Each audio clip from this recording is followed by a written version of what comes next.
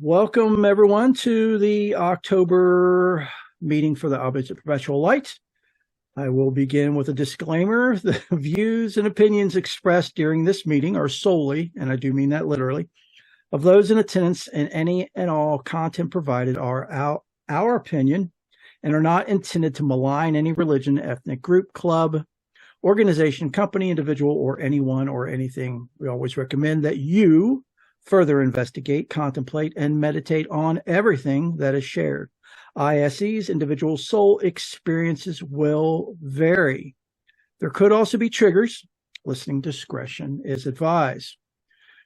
It's been a booming month for the Oblates. I was hoping we would have more people show up, but maybe they will come in later, or maybe next month they'll show up.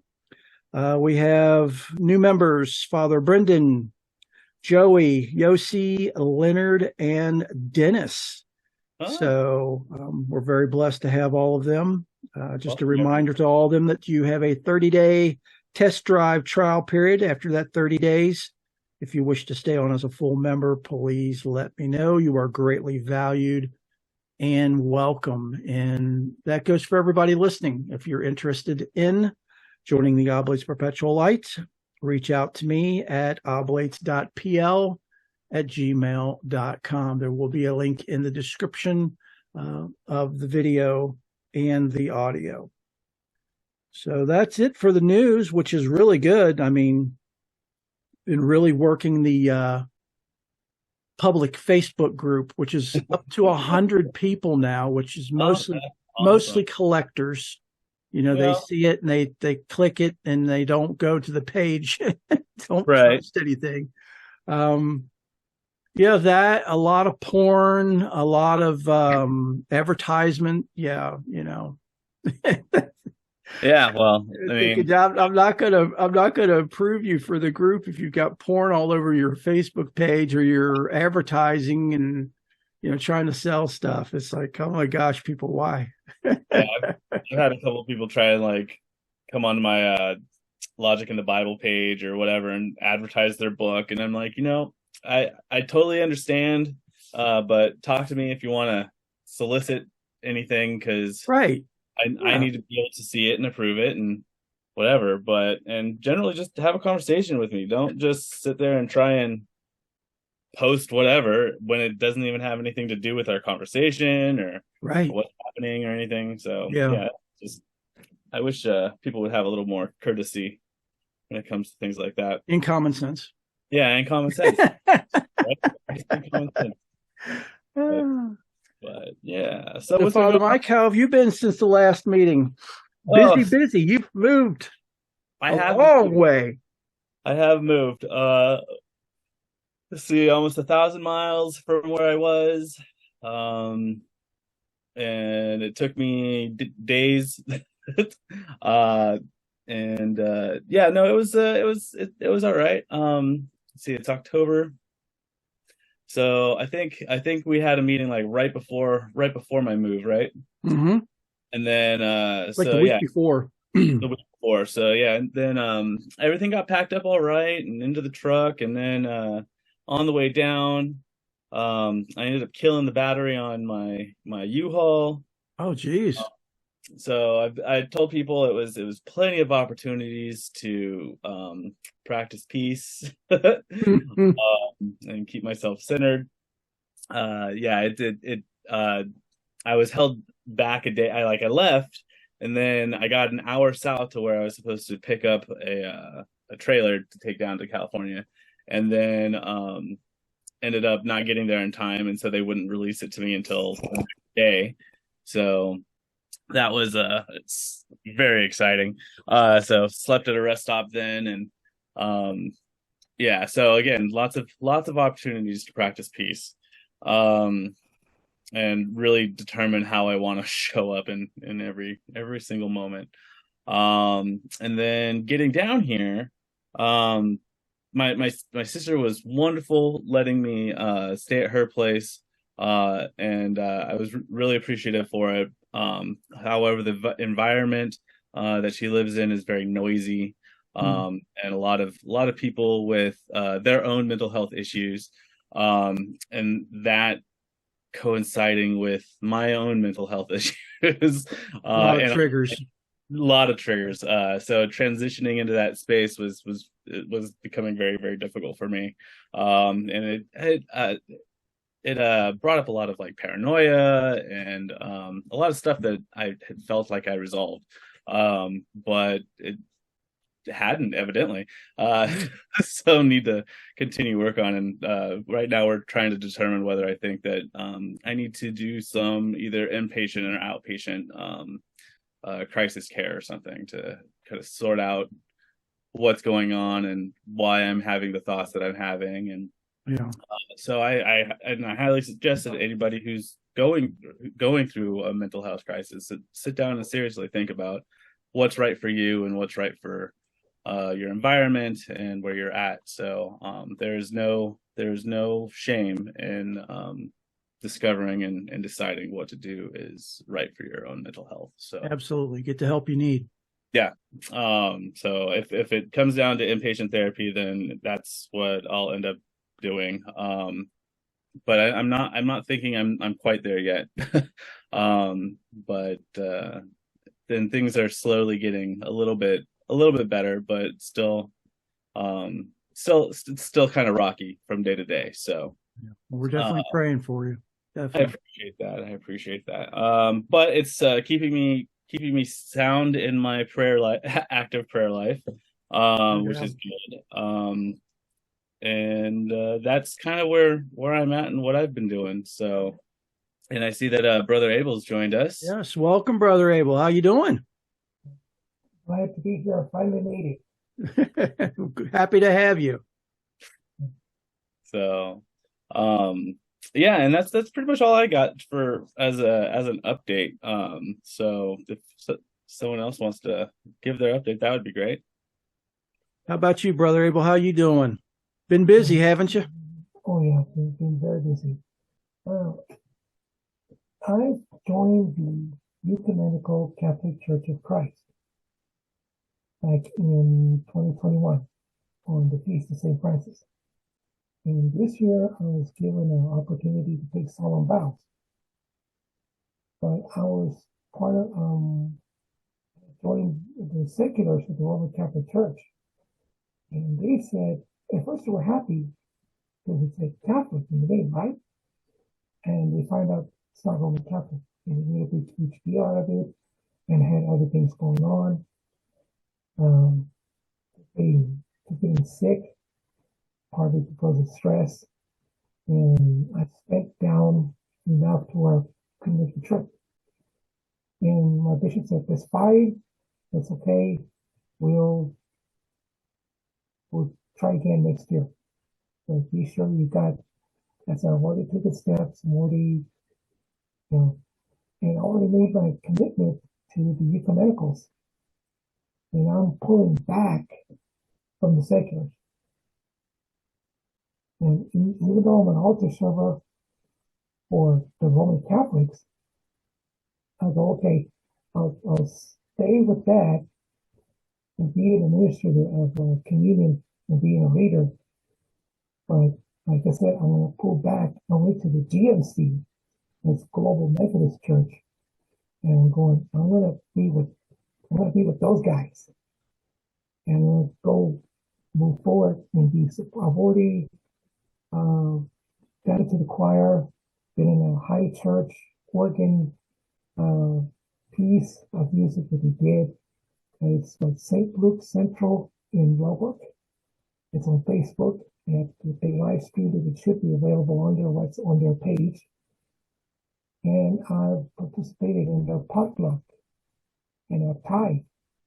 So I'm going to be more, I've jumped in and I'm going to go get more involved with GOC and pull out further and further from RC. I've already made the decision that I'm going to attend the seculars meetings sporadically, but not really be there. I'm going to be ghosting myself out. They laid on the guilt trips. They told me priesthood wasn't the right. And this came from the vocation director. I'm like, really? We never met. We're total strangers. Who's he to say this? Okay, fine. And they had me talk to two deacons. One of them said, well, priesthood is a gift. And he implied it's from the RC. No, it's not. It isn't. This is, I'm trying to, I know there's a vocation. I've been repeatedly told I have a vocation. And as to what that is, well, that's what I'm trying to figure out. And I told her, I said, I took care of my grandmother until she died. Took care of my mom until she died. I took care of my aunt until she died. I saw to it my sister, her husband, and her children would have a home instead of renting. And I saw to all that. And I said, well, you see your service to the church as a duty, don't you? No. I'm not doing it because of a sense of duty. I'm doing it because I want to, and I feel called to it. If I didn't, I wouldn't bother. So, as I said, and I had the city. Something interesting happens when you read the meters. The pipes after the meter gets broken. And this time, the outside faucet was broken, and the water heater is broken. And I'm like, I'm glad I didn't make the trip because who knows what other damage would have been done by the time I come back. Right. So here's not fixed. Everything else is. I said, well, at least I have water. Yeah, bless you. Hey, well, you've been through the ringer lately. Yeah. I mean, yeah, and a couple of weeks ago, I took a fall backwards. I tumbled backwards, and my hip got cradled in a plastic box. I went, oh, good luck getting up and out. So I could force my way up and out, and I rest my hip joint. But I'm doing better now. I saw it. I got plenty of rest. But on the positive side, my job gave me a raise, gave me a company jacket. I got paid for my time off and for my sick leave. We won third place in a contest. I just got my share of the prize money. And I went, okay, at least we have something working out. definitely. My studies, I gotten behind it. I talked to my instructor, says, don't worry about it.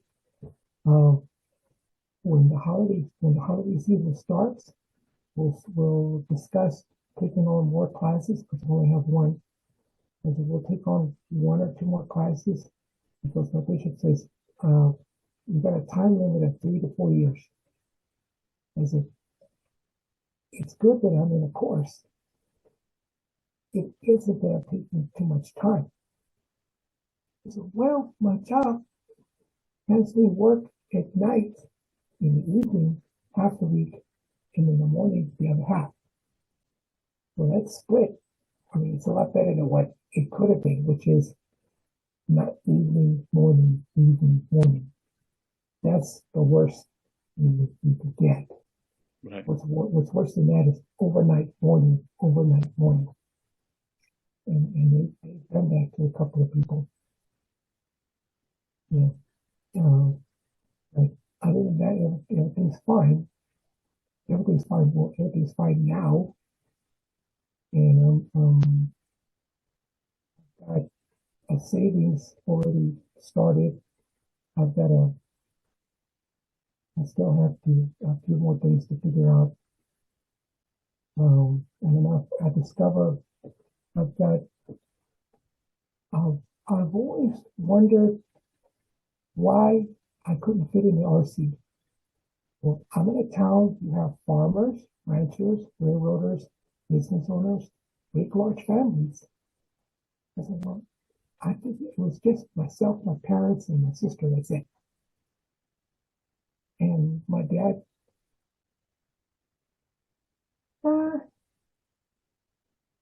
basically the company snitch at the cotton conference, and he honestly thought he was doing the right thing. But no, he wasn't. He was everyone else, that there's nothing wrong with him, but everyone else there's something wrong. And he never realized, hey, I may have a problem, I have to look into it. He never sought counseling or anything when it was clear to everyone else that he needed help of some sort. And he had open heart surgery, and the doctor said to take care of yourself, there's a list of stuff to do. He never did it. He didn't last a year. Yeah. You've got to definitely do what they tell you to do, or you won't make it. And I had lost a dear friend 3 years ago to the virus. He and I were like Qui-Gon and Kenobi. We went to all the different churches that we did the circuit in the Methodist churches, going from church to church monthly for their gatherings. And he would include me in as much stuff as he could. He was training me to be a minister. He was training me. He was getting me to learn, to get experience. And it's basically what I'm doing in RC, getting experience as an altar server, as an alcoholic, as a kind of a modern day Levite. And why do I mention Levite? I said, well, I've always suspected I'm from Jewish descendancy. And I learned through the reconnect. I looked up my mom's name, and usually the last letter is Z, or it's with an S. It's listed under Sephardic surnames. Oh. I went, okay. And I'm very thankful to Rabbi Breslowitz, who was the one who led me to that link, and I went from there. And I said, okay, there's some more. I got some more decisions. Mm-hmm. I want to learn more about the Jewish heritage and my ancestry. And I can just like, oh, you just want to convert, like you grow the beard and you're dressed in black and all that. I said, no. And he said, well, you must be dressed in black because you're a pretend priest, you're going to play priest. And I go, I'm not going to play, I'm going to be. And it's not why I'm dressed in black. It's to honor a dear friend that I lost, well, two of them. One that I lost 3 years ago, and another I lost before the virus. He dressed in black all the time. He was a very good man, very, very devoted, very prayerful. You see, it's always a red flag, when they are telling you not to look into or study any other faith other than theirs, and they're already worried and suspicious that you're going to convert to something. And there's absolutely nothing wrong with education. I mean, we all should be. Everyone should be educating themselves. That would relieve so much of the hate in the world for other people, other religions, other races, other cultures, if they would just study and learn even just the basics of the other faiths, and like I always say, we have no excuse. We've got these virtual libraries in our hands that we could access that information at any given time, but they just won't do it because, again, the powers in control want to make you believe that it's a sin or it's heretical or, it shows your lack of faith. There's, yada, yada, yada. And that's just control and garbage that they've been doing for thousands of years. So they just keep that spin going, When I was doing my seminary work, my minor was Islamic studies, and people would look at me like, why? I'm like, well, because I don't know very much about it and I want to know more. And with everything that's going on in the Middle East and everything else, I want to be educated on what and why people believe what they believe. Absolutely. I mean, it's not going to hurt me. I mean, I have my faith, and I mean, if I'm going to sit and study mystic traditions throughout the religions of the world, I need to educate myself on the religions of the world. So it's almost an imperative, if you're going to claim or practice a faith, that you know about other faiths that surround it. So you can relate to people better, Yeah. especially if you're studying for the priesthood, like Brother Abel is, you've got to know those, or you should know those things so you can better relate to everybody, Right. Yeah, our work in ministry is no longer, I think, confined to the faith base that we've grown up in. It's everything that we're doing now is going to have to be ecumenical in nature. We as a Christian church, or as any denomination, can't afford to stay in our own corner at this point. We have to work with everybody else to figure out what we're going to do and how we're going to do it as a community, as a worldwide global community. Not just, this is my church, this is my city, this is my area, this is what I'm going to focus on. It's like, no, we need to start focusing globally, because it's the only way we're going to be able to enact any kind of necessary progressive change.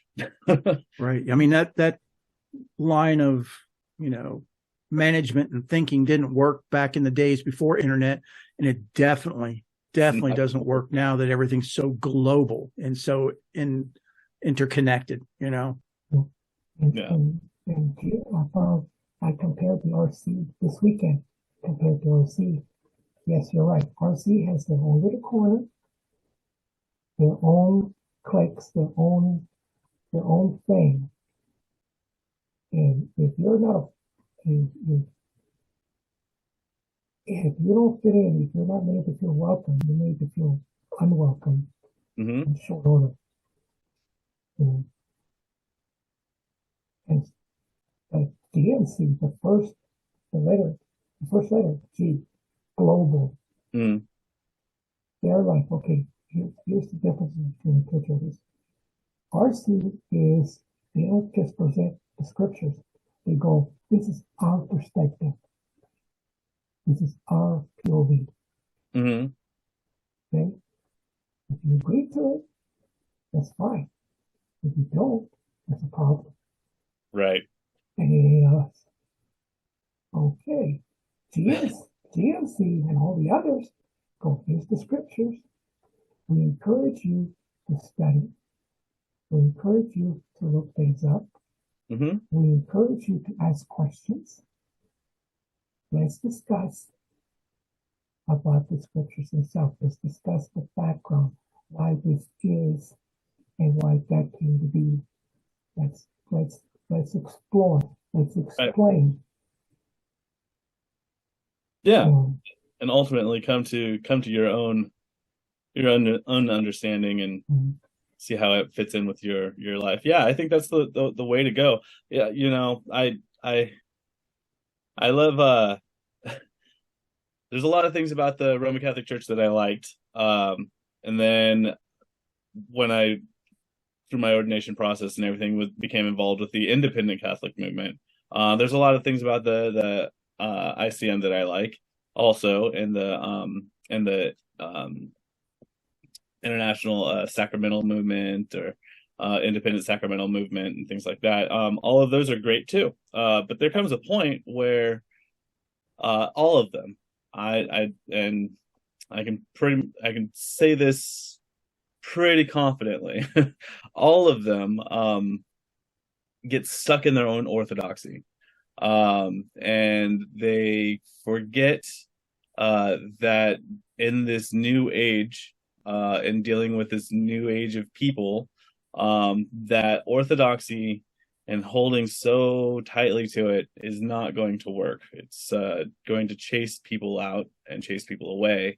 And I find that what they hold on to the most tend to be some of the most deeply held and most theologically toxic doctrines that we could find. And I've been on this thing lately with people on the whole doctrine of original sin, and the depravity of the soul, and trying to talk to people. I'm like, well, it's not a biblical firstly, and secondly, it's a doctrine based in fear and control. So if we're looking at any denomination or any religious practice, if their focus is on fear and control, if you do this, you're going to hell. If you have to have this so that you don't go to hell, and if you don't have this, then we'll pray for you, so that you don't go to hell.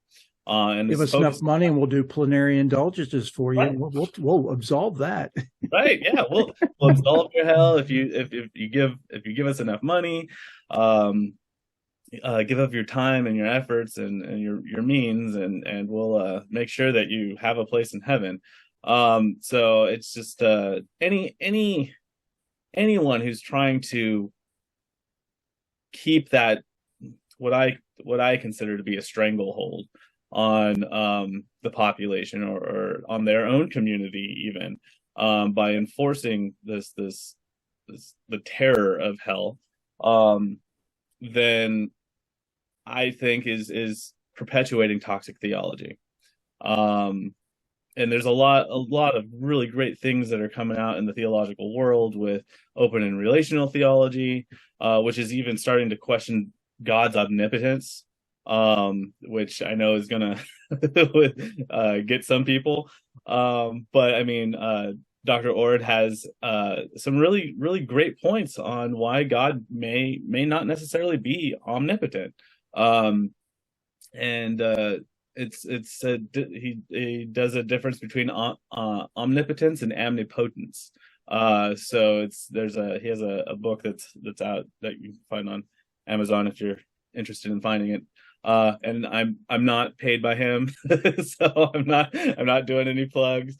But I am friends with Dr. Ord. He has a open and relational theology has some really, really interesting questions that it's asking, which is what theology should be doing. It should be asking questions as opposed to attempting to give answers. For a long time, we've said, oh, theology gives us the answer for what God was thinking or what people are thinking in the study of theos, which is theology, right? The study of God. But really, it should be really more the questioning of God. How we question God, how we interact, how we questioning ourselves and our own perceptions of what God is. That I think is more of a more accurate idea of what theology is. And then Grace Kim and her cohorts for interrelational theology, which is I think is a great perspective and step in some really great directions, with the idea that everyone, everywhere, and everything is interrelated. And so our theology and our understanding of theology through time and God through time is all interrelated based on our own perceptions of the world and past perceptions of the world. So I think we need to start looking at more holistic understandings. Absolutely. To individualistic notions of who and what we think God, religion, faith is. So I'll get off my soapbox now. Sorry. No, it's always great information. And getting back to studying other religions, for a while I looked at the wicked nativist tradition of Corellian with Robert Lewis, and he taught me how to relax and how to pray. He used to do the daily prayer service. On YouTube, he has the daily vlog at around noon Central. And you can chime in the chat box and talk about whichever, you can ask questions. It's very good. He provides very insightful answers. He selects questions about the Korean tradition and about paganism in general. If he will answer, he will give you a very well thought out answer from his many years of experience. He was born and raised in the Korean nativist tradition. And he recently had to go into semi-retirement due to some health things that cropped up. He's had to move back home to the Midwest to set up residency so that he can get health care, which would have been denied to him had he stayed in the state that he used to be in, because there's legislation going there that's going to deny health care to certain minority groups out there. So he did what he felt he had to do so that he can continue to get the health care that he needs and continue to act ministries. Yeah. Well, yeah, we definitely have to do what we need to get healthcare we need, and especially here in the United States. And I know that some people are joining us and listening to us from all over the world, and not everywhere is equal in their healthcare system, or even religious system. I mean, some areas are, as we've seen in the Middle East, are controlled by their belief in their faith, and that in itself has its draw and drawback. But yeah, I think when it comes to finding out our healthcare, and you used the word, Brother Abel, pagan, and I want to, for me, and those who are of the more earthen traditions can speak out if they would like. I call them nature faiths. Yeah, nature faiths. I find that pagan tends to be a derogatory term that I personally like to get away from, because it's like calling the natives savages, when we're like, and it's a very a colonialistic word, in my opinion. And we have oblates that are of nature faiths, so yes. Yeah. So yeah, I just I'm not getting on anybody's case. I'm just kind of pointing it out for a reminder for myself, as well as everybody else, that we in the OPL are open to everybody, and we want to make sure that we honor and respect everybody's faith tradition. So, the welcoming, safe place for everyone of all faiths or no faiths. Right. And, and this is a great place to learn new terminology and to practice new terminology. And I think that being invited in the midst of people who think and believe differently is a great honor, a great opportunity for us. So, and always, just for me, terminology tends to be like one of those things that we just always have to be aware of. I know I do, using proper pronouns for people, and making sure it's pronouns that an individual wants. I try to be cognizant of that, or calling people by the name that they want to be called. I'm seeing a lot of people see it as a lot of effort and a lot of work, but for me, I personally see it more as a how do I learn a new way of interacting with the world that's changing? Exactly. Absolutely. Right. So, oh, go ahead. And then there's the speaking of thinking differently, that those who are autistic, they have a different way of thinking, and that's what I've experienced. That I have a different way of doing things, and part of it has to do with being left-handed. And they tried to cure me. Well, they only did that in the writing. They were successful in the writing, but not anything else. I'm perfectly left-handed and everything else. My mom was left-handed, or my late mom was left-handed. My oldest nephew was left-handed. So, yeah.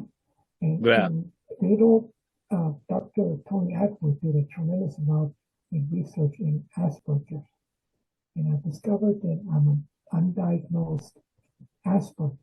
I went, so when I discovered that, I went, so that's why, that explains when I was a little boy in grade school, that explains the tantrums.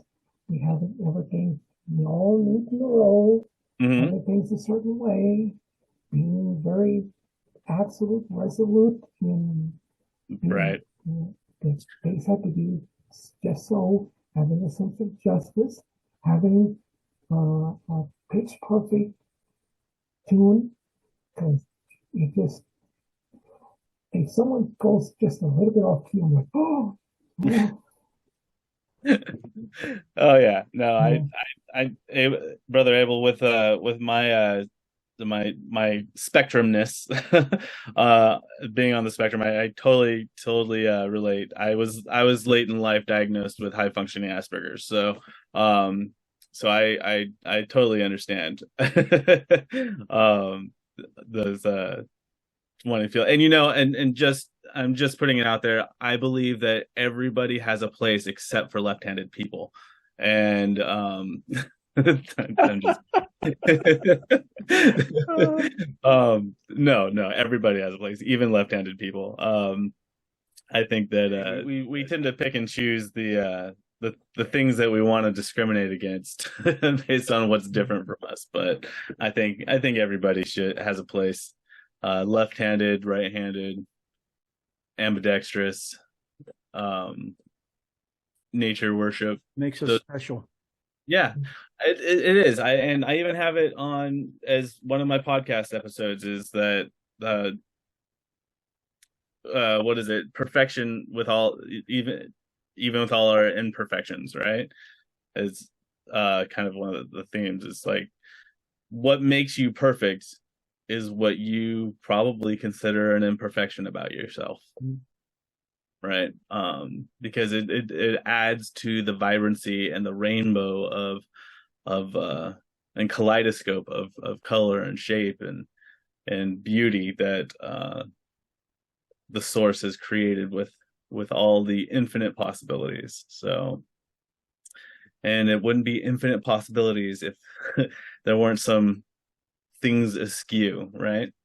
From what would be normal. So we have to, I think, pay attention to those and see them more as our strengths as opposed to our differences or something that makes us abby normal. Our culture gets us so hung up in our heads as far as our humanness is, what we should be, what's acceptable, what's not acceptable, it's endless, and Yeah. they constantly don't want us to remember that we are spirits having a human experience, not humans having a spiritual experience.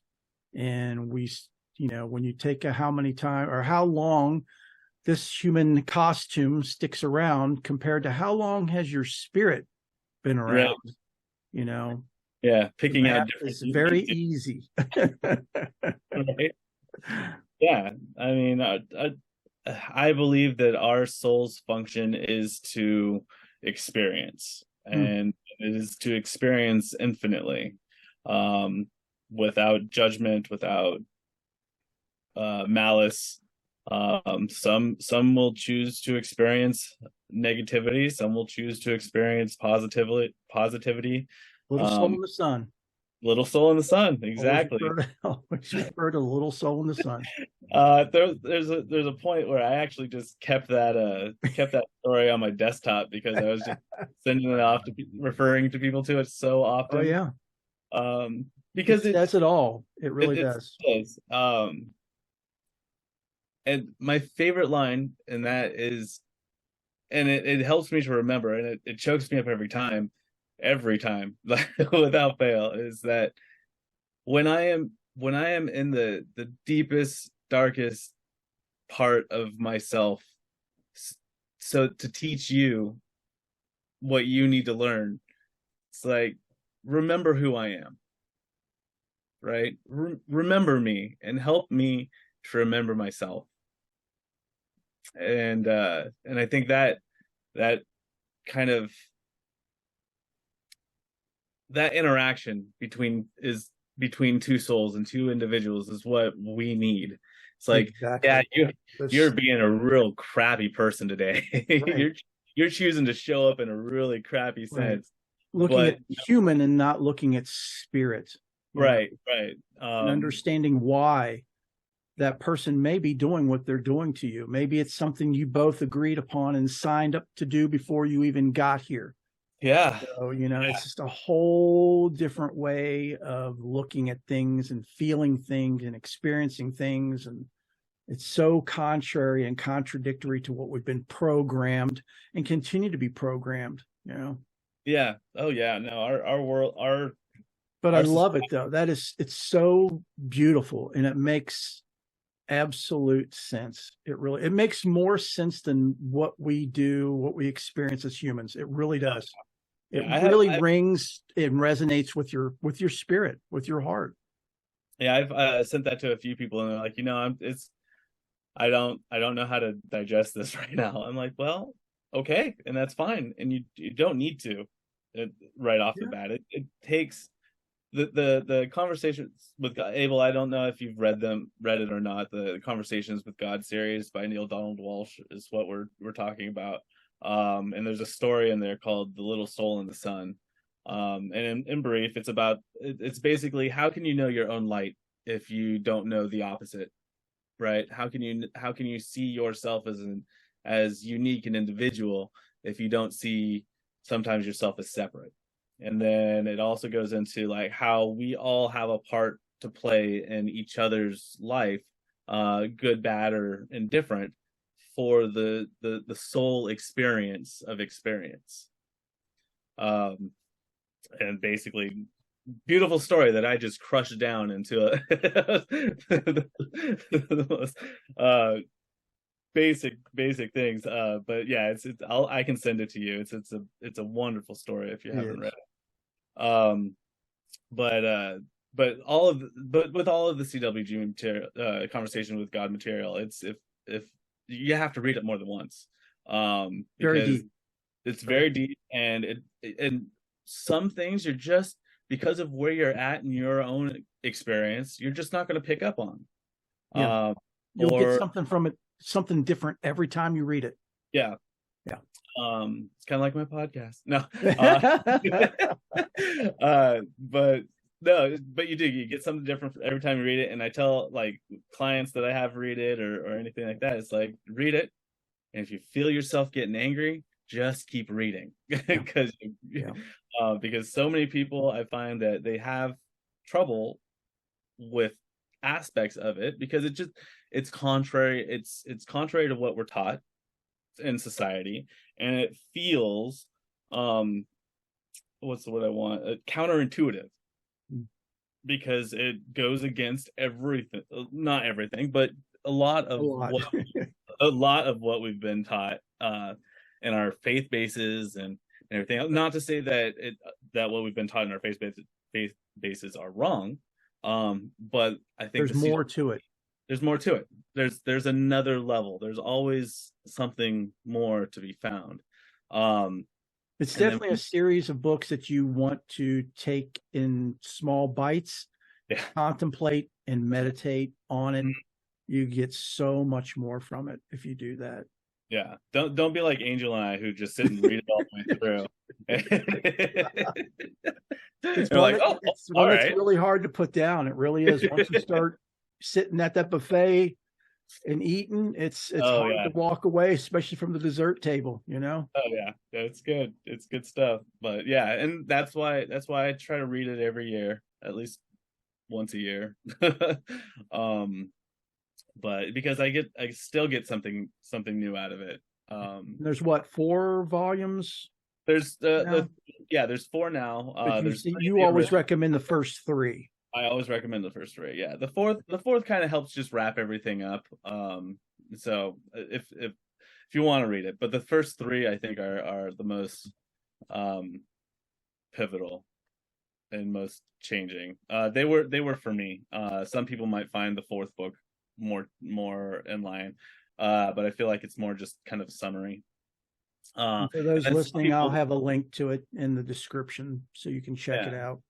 And some people go and try and get the Cliff Notes version.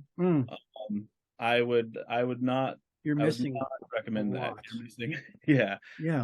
You get the idea, but you're missing out on the